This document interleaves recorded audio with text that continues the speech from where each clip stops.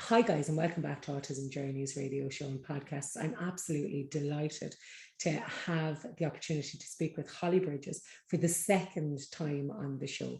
So Holly is a neurodiverse author and therapist who works with autistic individuals and those with ADHD and intellectual disability. She's also the creator of the groundbreaking ART, or Autism Reframe therapy program. Holly, thank you so much for agreeing to have a conversation with me today. Thank you for having me again. It's so nice to see you again. I know, isn't it so lovely to see people when you haven't seen them in so long and to see how much progress they've made. I can't wait to hear all about how much of an impact the autism reframe therapy is having for individuals who you're supporting at the moment. I'm really excited for people to hear all about it. Holly, I'm going to get right started to it. So I suppose, would you mind putting yourself in context for my listeners, for those of you who haven't heard of you before, please? Sure. So I'm the author of Reframe Your Thinking Around Autism, which is a book about the polyvagal theory and brain plasticity and how to understand a whole lot of things that happen with autism from a more physiological point of view. Interestingly, I just read a whole study on autistic inertia recently, which made me really excited because it's starting to talk about the physicality of autism and how your body just drops out. So that's starting to become more useful language. But I wrote this book nearly a decade ago, and it's been out for about 7 years, published by Jessica Kingsley. And it's talking about the mechanism in the body of how the body kind of drops out, and we don't get to be in charge of it so much. Or you think you're doing fine, and then one thing happens, and then you just can't speak properly, or you get really anxious. And if we understand it from a more physiological point of view, then for me, I got really excited about this theory because it shows that we can do a whole lot of things to assist people when that happens to them, but also it allows a level of empathy and kindness rather than just going, well, it's my stupid brain, which we all do to ourselves all the time. But having a level of care and thought about yourself and other people who are going through things like that. So I think it's an overwhelmingly interesting part of autism. Absolutely. And I do have to say, Holly, that I completed the training with you in person, I'd say 3 or 4 years ago now at this stage. And I have to say that I found it hugely effective and beneficial to those individuals who I've engaged with it with, if that makes sense. It's been absolutely fantastic. And I know that I've spoken to other people who've done the same, and they've seen some real results, positively speaking. And I suppose what I like about it is that it's very much focused on the person leading and guiding and that kind of autonomy of the person. And sometimes we find in some interventions that potentially that isn't the case, whereas this, the ART intervention definitely is led by the individual themselves. Do you know? Yeah, so I designed it in response to, I guess, all the therapies that have come before, because they are quite prescriptive and constrictive, and they have their place often, and a lot of people find things useful. But I just, when you start looking at brain plasticity and understanding what's happening for the body, you can get a whole lot quicker, a whole lot further when you work with the nervous system and the person instead. And if you empower them at the same time and let them have choices, then they really learn and they feel a whole lot better about themselves as well. Absolutely. Holly, I know that that this is based or situated in the polyvagal theory and Porges polyvagal theory. So can you explain to me what the polyvagal theory is, please? Yes, I always do in my own style. So in a nutshell, for me, how I like to interpret it is that we sort of have 3 main ways of coping with the world at a physiological level. And so when everything's working really easily and really well, our body's in more or less a parasympathetic state where, you know, it's easy to talk, it's easy to operate your eyes, and it's easy to think kind of well. And in order to be in that state, our gut system and our whole nervous system has to be operating just so. When we can also, from there, depending on what's happening in our internal and external world, go into a more flight or fight state. And when we're in that state, a whole lot of our executive functioning and working memory and social capacity, like eyes and ears, can turn down a little and get very focused on the threat. And everyone knows what that feels like. It's just it's a way that we respond, and then we work out how to manage ourselves in that situation. What the beauty of the polyvagal theory for me is it describes a third function that's perfectly natural for the body, which we have forgotten about mostly, where under a certain amount of duress, and that can be anything depending on an individual, the body will make a decision to drop you out. And so where for the flight or fight and the other more parasympathetic state, we have more choice, at a certain point, there's no choice. And the body just decides the best way to keep you safe is to turn you off, essentially. So it's putting you into sleep mode. And that's not a choice. And it was just thrilling because it reflected my life so well to have this explained to me. When I read it, it was like, oh, that's what's happening. To understand that that's a physiological process rather than a willful choice or being moody, or, you know, the whole ways that people can explain your behavior. It suddenly had this, it was much more reflective of what actually happens for me. And then I had a look around and no one was talking about it in the autism field. So I wrote a book. Yeah. And I know that, I know Stephen Porges has actually endorsed your work, and he agrees with its efficacy, and he agrees that it is a great intervention, I suppose. He very kindly wrote the foreword to the book, you know, all those years ago, but I regularly keep in contact with him and send him videos and things I'm doing, and he's been really warm and supportive about the outcomes and how I'm going about it, which is just really nice. He's a really lovely man. Nice to have the recognition for your work too, though. Absolutely. Yeah. And deserved recognition at that. Holly, can I ask you, how can we learn to recognize when an autistic child has moved into that fight or flight or immobilized state? It's different for everybody. And I think that's one of the really important things to know, is like you get to know the person that's in front of you. But you know, there are markers, but it can look like a lot of things. I can have people come into my rooms when they first work with me and they just fall asleep. And it can look like they don't care, but they've actually just turned off and they don't mean to. So people go hypo, so everything slows down. And that means that they might go very, lose a lot of affect in the face, or go mute, or go to sleep, or go quite rigid, or start shaking. But everything kind of goes into a very extreme state. And then you can have at the other end where people get more hyper, and they can, in their own way, kind of disassociate, and they can get very loud and very seemingly willful or aggressive,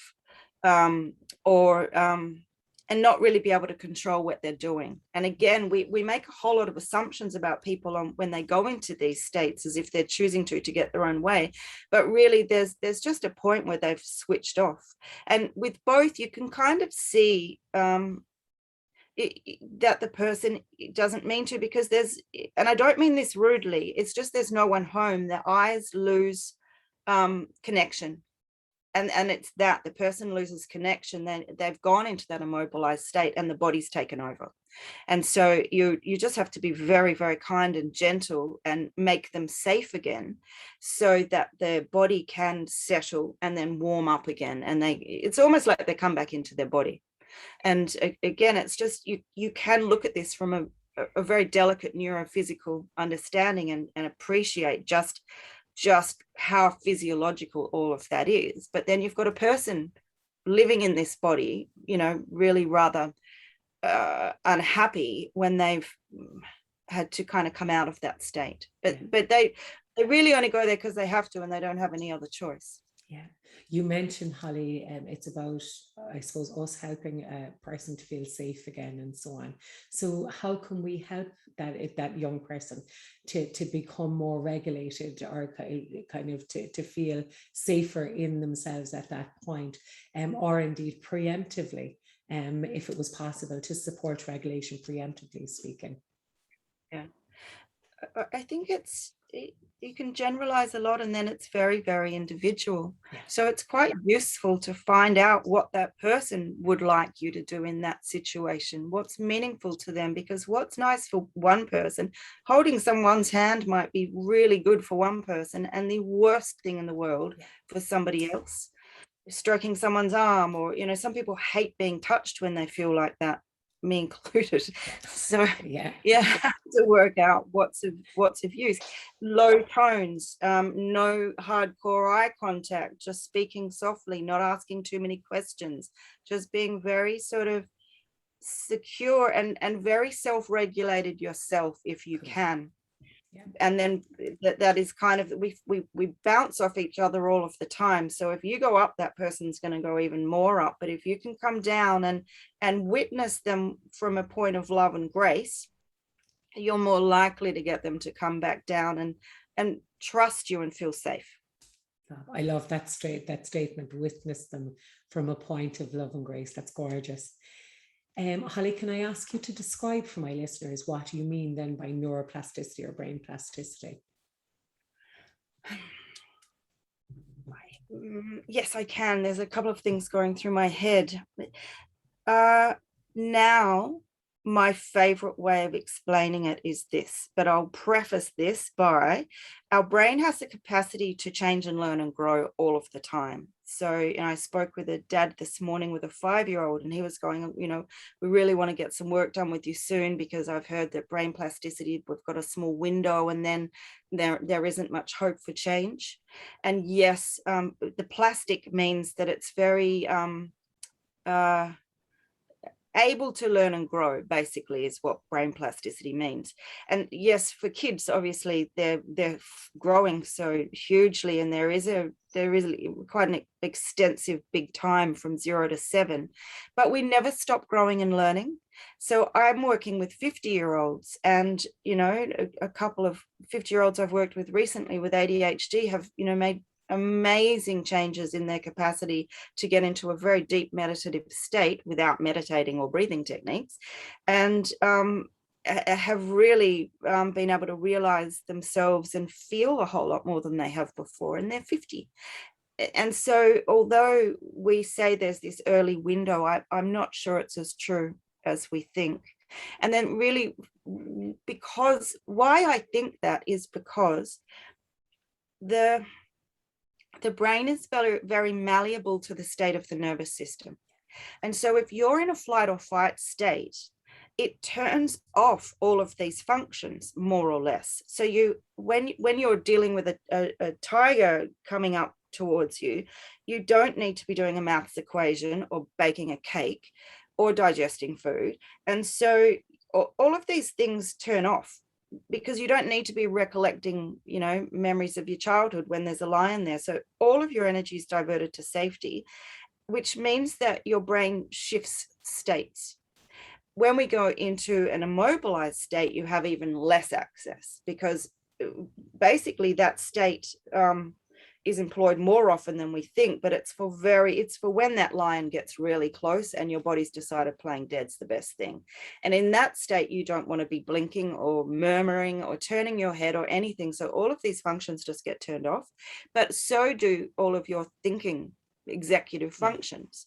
So my point is then, how much do we inhibit people's capacity to grow and learn on the spectrum, ADHD, and I'm finding intellectual disability, because we think there's a problem with the brain or an abnormality or all of the words we like to use. And I think and I keep seeing it all the time in my work, what happens if you make the autonomic nervous system in a better place? Will that person have better access to their mind again and their social function? And the answer seems to be yes. Yeah, absolutely, absolutely.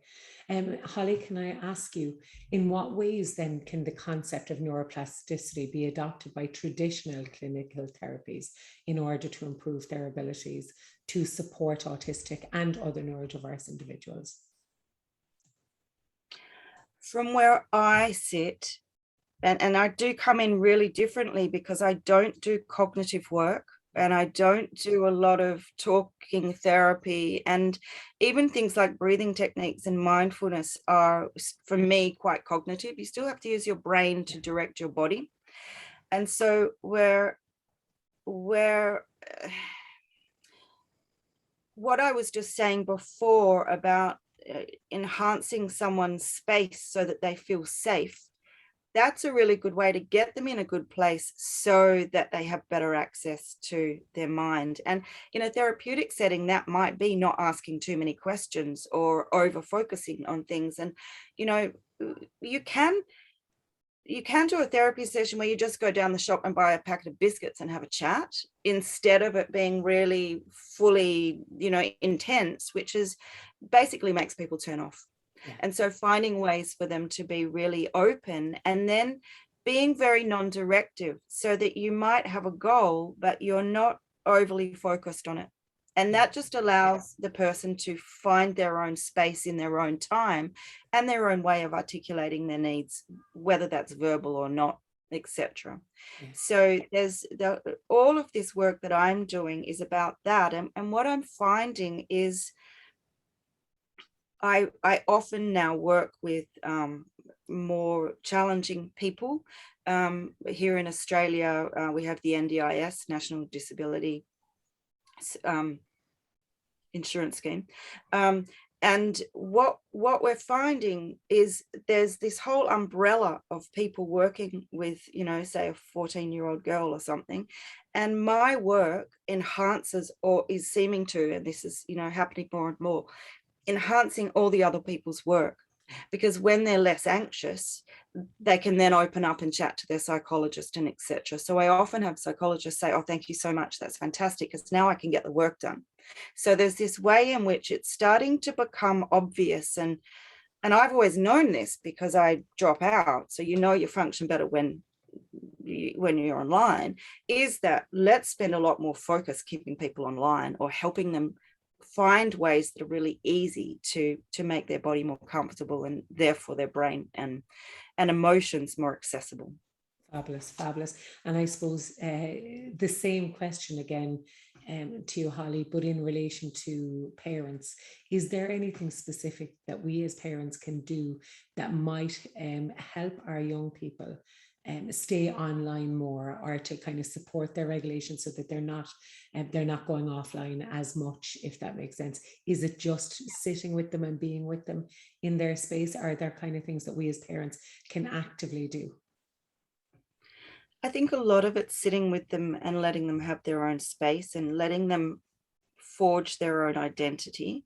And then it's hard because as a parent, you want to get things done and you want people to learn. So I think having a lot of room for middle ground and trying to be creative so that you're always having a conversation rather than a top-down directive makes a big difference to people. And again, asking what makes you feel nice, what can I do for you, if that's an appropriate question for the person. And I also think it's, and I say this in my book, but I think it's really important to have self-care as a parent. If you are in a good space, you can help your child co-regulate. If you're not, it's harder for you to. And we're really good at judging ourselves and being really critical. So I say this very cautiously, and I am a parent, so I don't mean you should always be nice and calm and in a good place, because that's unrealistic. But where you can take some time out for yourself and be gentle with yourself and get as regulated as you can, it does keep your mind open for how you might best support your kid as well.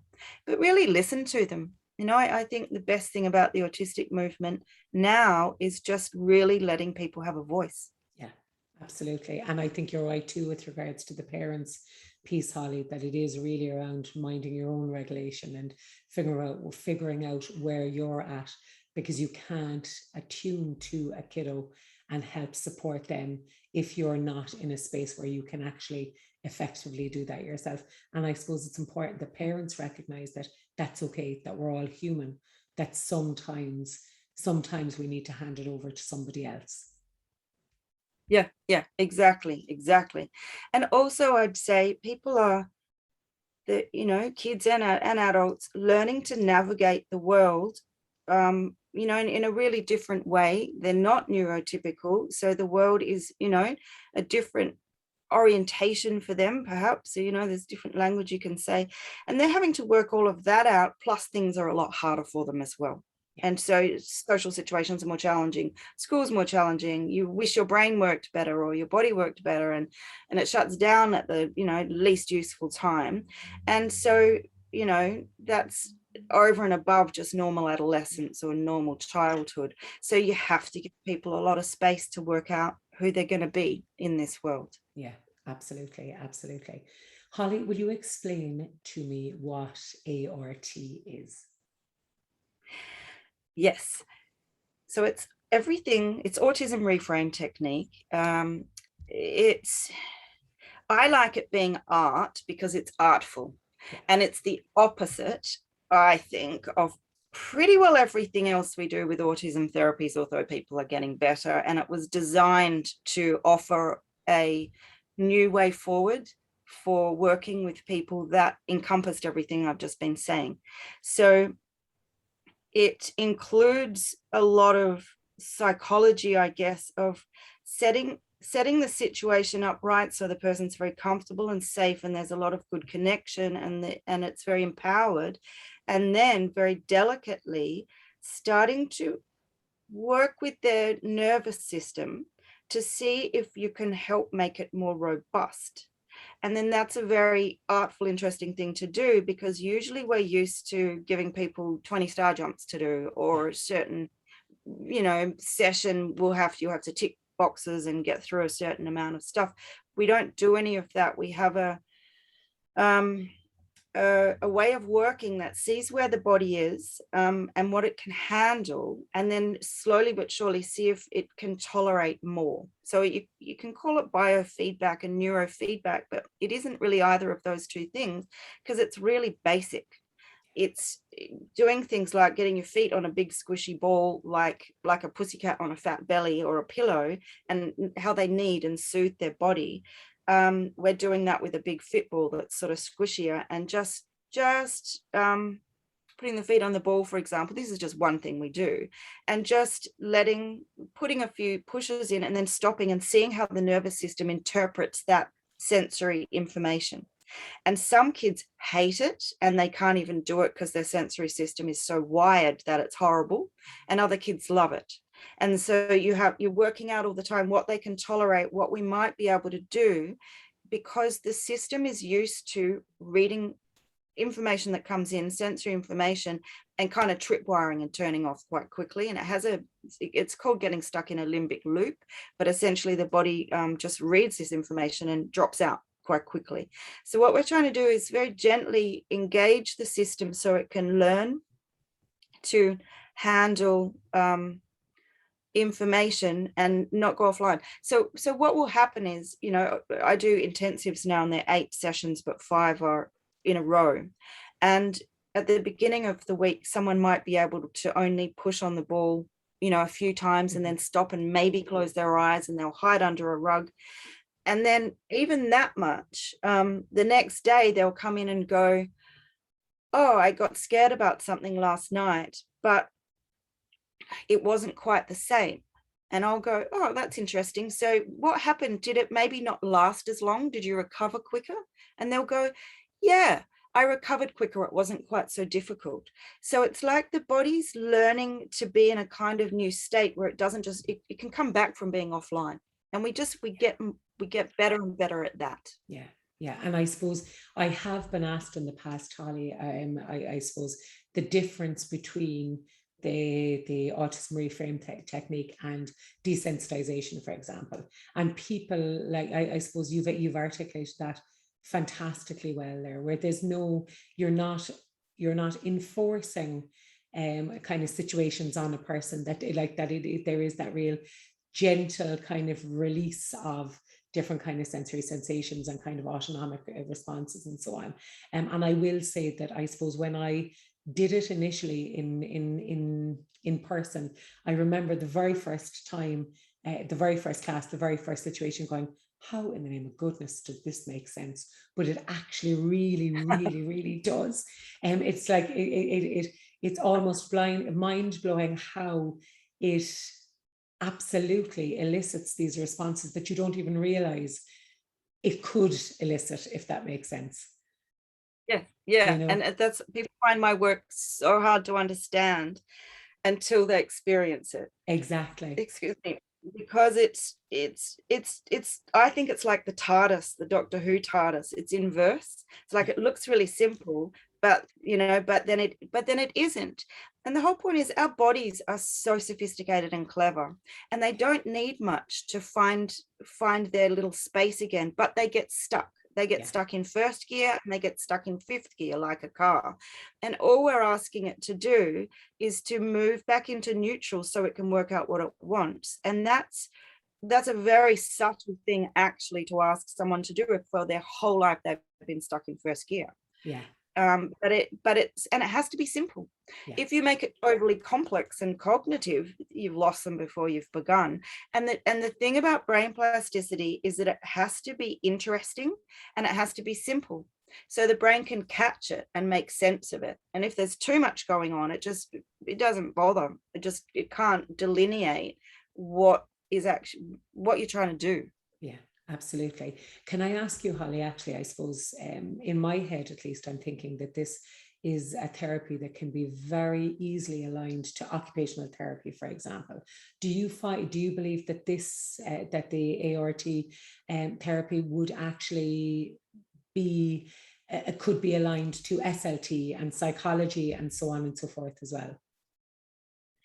Look, I think it is. I have people come to my workshops, and then they kind of take what they want out of it, professionals and teachers and things.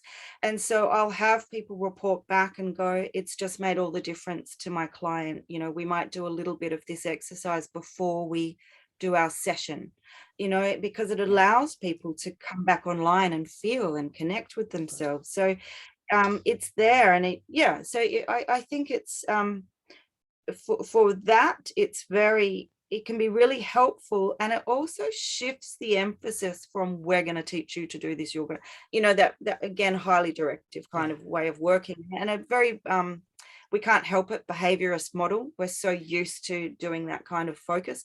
So this allows a reorientation for people, and it then lets the person in any therapeutic setting be more center stage, which I think is really vital. Absolutely. And I suppose it's really important that people recognize its use in not just an occupational therapy session, but in other sessions as well. Yeah, absolutely. And then, with the work that I'm doing, we take it somewhere completely different. So, by the end of the intensive, the person's in quite a different place. And they, one girl I worked with said, it's like I've got more gears on my bike, because she said, I can just go into a shop, and the shop person might come in and talk to me, and usually I'll just drop out, and I don't. And she doesn't have to think about it, and she doesn't have to try. She just stays online. So there's a way in which you can actually get the body more robust. So there's lots of ways to use this work. I've now got one's in Ireland. I forgot to tell you, I'm training therapists. I have 8 trainees, and one is in Ireland. And so there's, I've lost my train of thought because I got excited. Sorry. No, you were sharing about the lady who said she had more.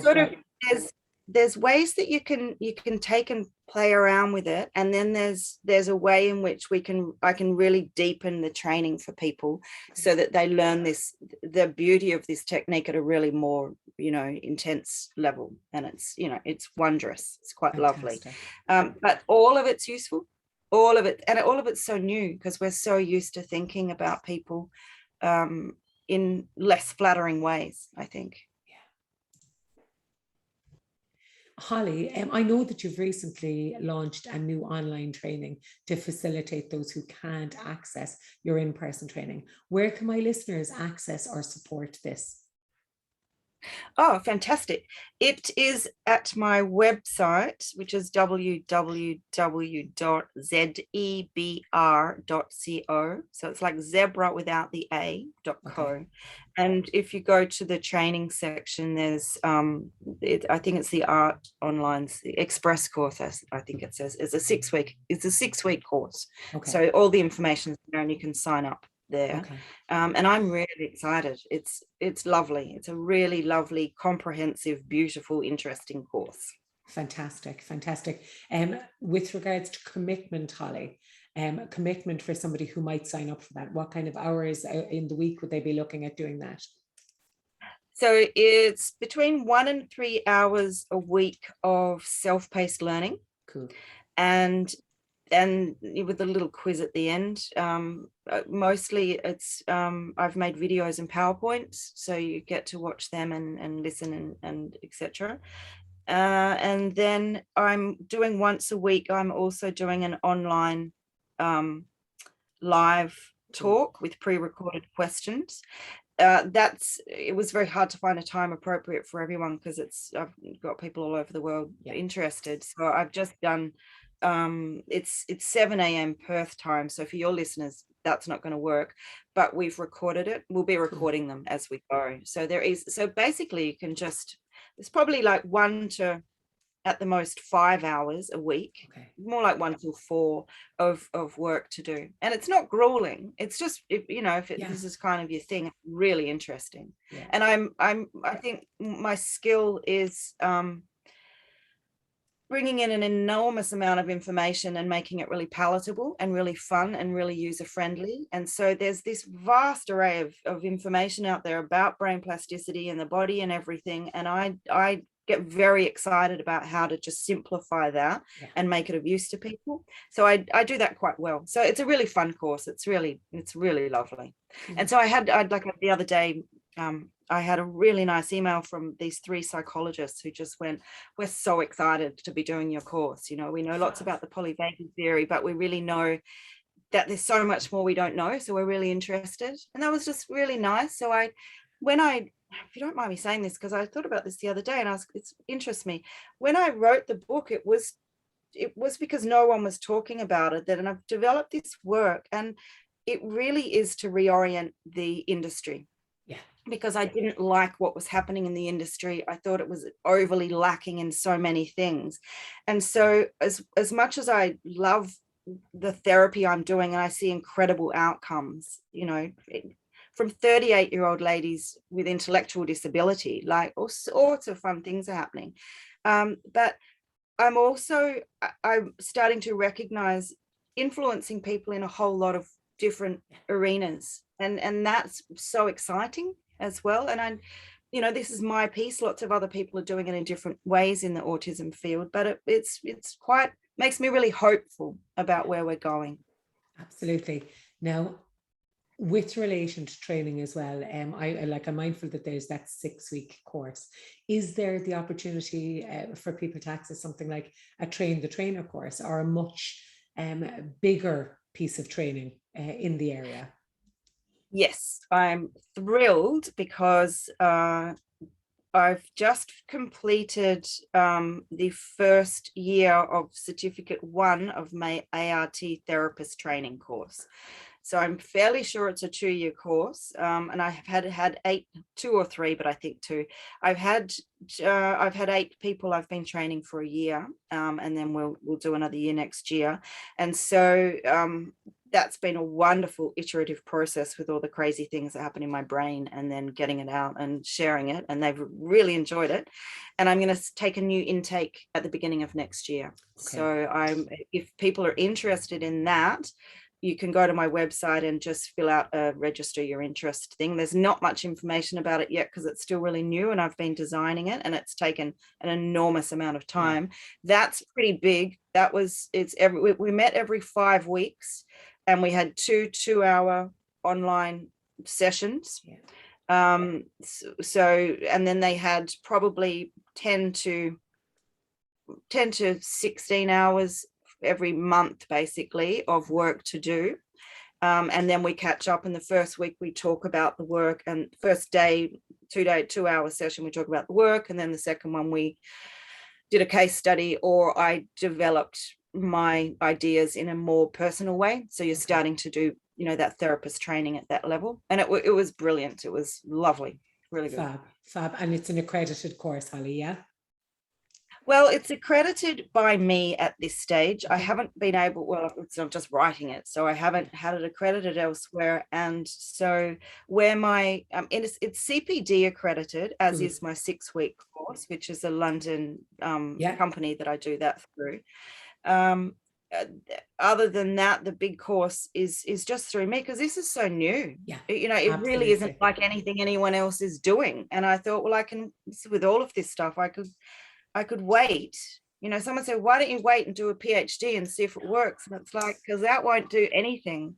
So I've just jumped in, boots and all, and it's worked. It's important work to get out there.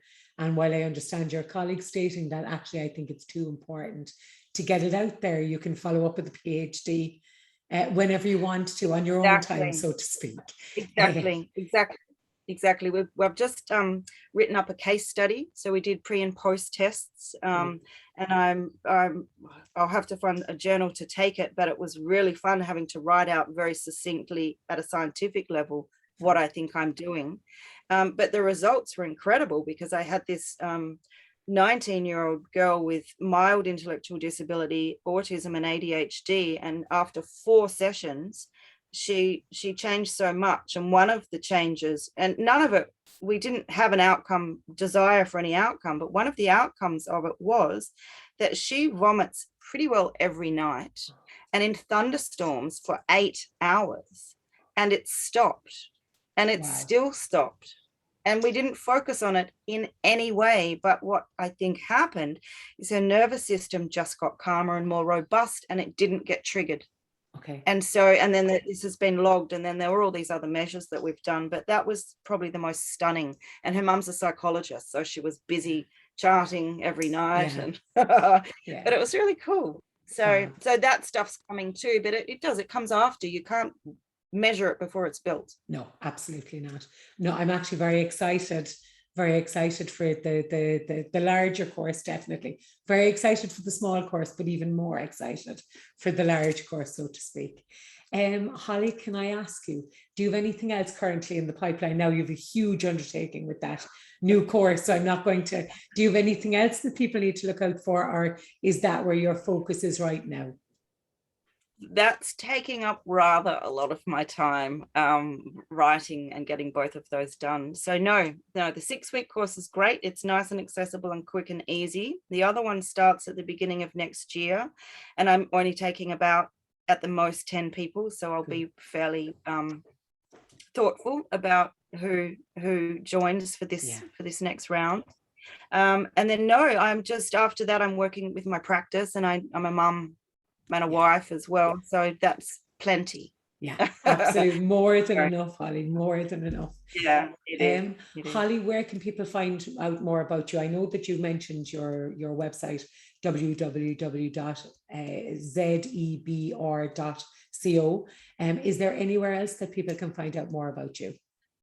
I have a Facebook page, which is called Reframing Autism. Zebra, Reframing Autism, again without the A. And then I've got a lot of stuff on YouTube, so you can Google Holly Bridges Autism Therapy, and there's a lot of podcasts and interviews and testimonials from a whole range of different people talking about the work. So that's really nice as well. And I interview some pretty interesting people, and a lot of them are on the spectrum. And so it gives a really nice insight into not just my way of thinking, but the fact that there are all these lovely, really fascinating, interesting people out there doing really cool work. So, and again, coming back to what we were talking about at the beginning, it starts to open up a whole new vista for people on the spectrum. And it's really nice if parents want to educate themselves to that. Yes, with my work, but yes, with all of that in general. So like my big course that I'm doing is, so much of it is about the amazing brain that is the autistic mind, and just what it can facilitate and how wondrous it is. And so there's the entire way of looking at things doesn't in any way go near a fix-it model. It goes into how glorious is this. Fantastic. At the same time, you're wanting to allow people to feel better so they can access themselves better. Yeah. And that's where I sit. So, excuse me, where other people will focus on fixing the environment and situations externally, and it's heavily valuable. My work is in part of that, but it's very much looking at the internal state and seeing how we can help at that level as well. And I think they're both important. Fantastic, fantastic. Holly, as always, I suppose I like oftentimes to finish up any interview with a question. I suppose just asking somebody to share a piece of information they find to be most important or valuable to share with autistic individuals navigating their journeys. So do you have any words of wonder or wisdom to share?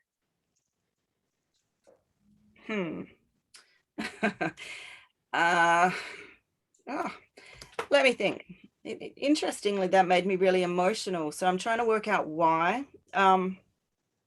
I think as I've been doing this work, I started and I recognized myself, but it's been an interesting process of identifying in that way and learning about myself and learning about the ins and outs of all of it, and having a lot more self-care and empathy for myself in that way. And then the enjoyment of my brain. Like, I really enjoyed writing this course for these guys this year, and the 6-week one. But it's wacko. Like, it's so different to what anyone else is doing, because I just went, well, I might as well be myself, because there's not much point in being anyone else. And so I guess I would say just enjoy yourself. You know, find might not always find where you fit, but you will. Yeah, absolutely. You will if you keep going in your wacky old way. And then be really kind to yourself, and don't expect yourself to do what you can't do. Just pace yourself as well, I think is really smart. Holly, thank you so much for speaking with me today. It's been an absolute pleasure. It's lovely to talk to you again. It's so nice, and thank you for having me on, and thank you to everyone who's listening.